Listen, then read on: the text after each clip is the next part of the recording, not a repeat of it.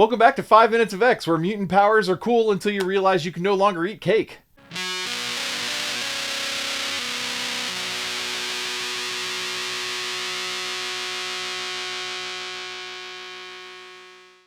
Today we're diving into X-Men number 8, originally published on September 1st, 1964. It was written by Stan Lee with art by Jack Kirby.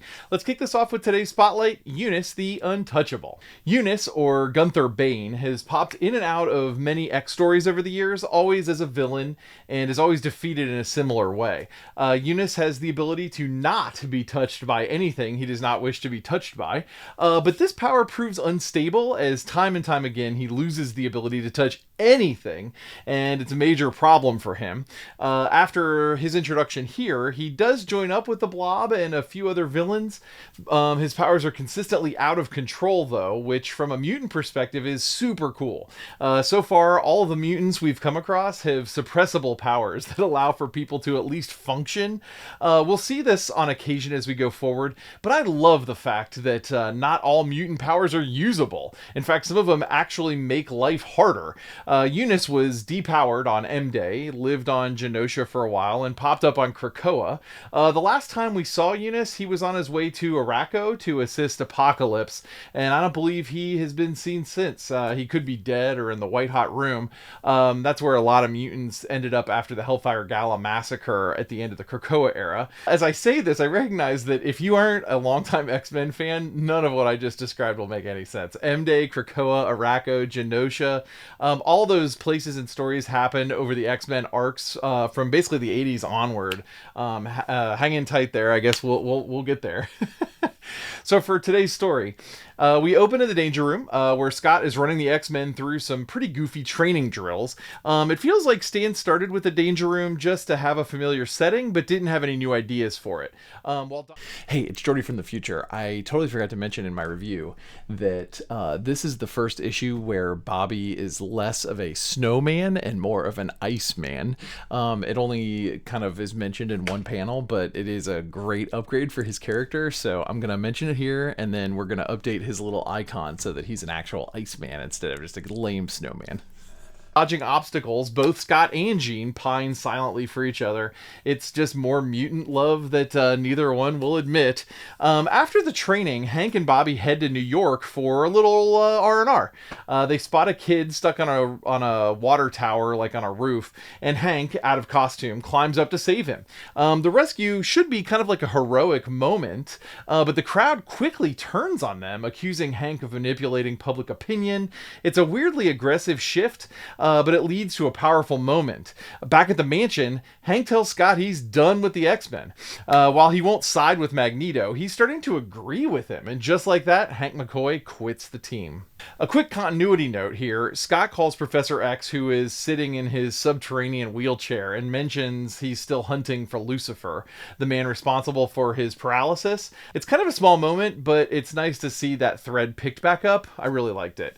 A few weeks later, we find Hank reinvented as a pro wrestler. His stage name, guess it, the Beast, of course. He's wheeled into the ring in a cage to fight an opponent called Unus the Untouchable. And yes, he lives up to that name. Beast can't land a single hit and ends up being thrown from the ring. From the crowd, Hank spots Mastermind and quickly puts two and two together. Unus is trying to join the Brotherhood of Evil Mutants. Sure enough, Mastermind tells Unus that Magneto is now vetting his recruits after the whole Blob fiasco. Honestly, Magneto, the last guys, didn't flunk out. They just didn't want to be a part of your team. But anyway, to prove himself, Unus is told to capture the X-Men, something even Magneto hasn't been able to pull off. Unus gets his shot when he interrupts a bank robbery and steals the money from the crooks, only to run into the X-Men, who show up in a X-helicopter.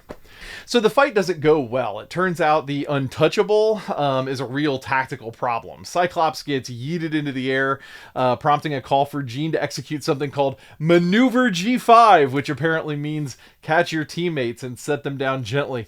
Not sure that needed a code name, but here we are. When Unus grabs Angel, he lifts Unus up onto a rooftop and kind of just leaves him there. The X-Men know that doesn't solve the issue, but they head back to the mansion to hatch a new plan plan. Back at the mansion, the team returns to find Hank working on a ray gun that will increase Unus's power. He won't explain himself, and he escapes out a window, and the team assumes he's defected to the Brotherhood. But Hank finds Unus and zaps him, and suddenly the guy can't be touched, even when he wants to be touched, even when he wants to touch something else. I've read this issue a few times, and I'm consistently laughing at the floating steak. And later there's a cake that's he's trying to eat, but now he can't touch anything. It's just great. Eventually, Beast returns and zaps Unus again, reversing the effect. Beast warns Unus the X-Men are watching, and that the issue ends with the team back at full strength. Beast rejoins our X-Peeps. For my review for this issue, Jean really needs more to do in the Danger Room. She's sewing in here, sewing in a combat simulation, something that I don't think you would get a lot out of. So the mob scene with Hank and Bobby also falls a bit short. It would have landed better if it came from a misunderstanding rather than a crowd that instantly turns hostile just because Hank looks different. A little more nuance could have been made out of the moment, and it would have been more impactful had they done that. That said, this is an awesome first appearance for Unus. His power is such a cool concept. Being untouchable sounds great until you can't eat, can't hold anything, can't function. It's a refreshing take, especially after seeing so many mutants where more power always equals good, and suppressing them is mostly something that can be done just kind of on a whim. Yes, Magneto's recruiting logic is still hilariously flawed, but he's not really in the issue, just mastermind. Unus brings enough energy to have his own issue, and I love that. Even when the X-Men think that Beast might have gone rogue, they are still out there making plans. Their idea to trap Unus in a massive containment bubble at one point, a mobile prison, is a really cool idea. It shows real growth in how the team works together, and that synergy is starting to really shine. Overall, this is a fun and fast-paced issue with great mutant weirdness and some strong moments for both Beast and the team itself. Well, you've survived another session in the Danger Room. For more character info, reading lists, and whatever other nerdy projects I'm tangled up in, head on over to Jordy.com. New episodes drop Wednesdays at noon and Fridays at 4 p.m. Eastern. Remember, just because you're untouchable doesn't mean you're unstoppable, especially when steak is involved.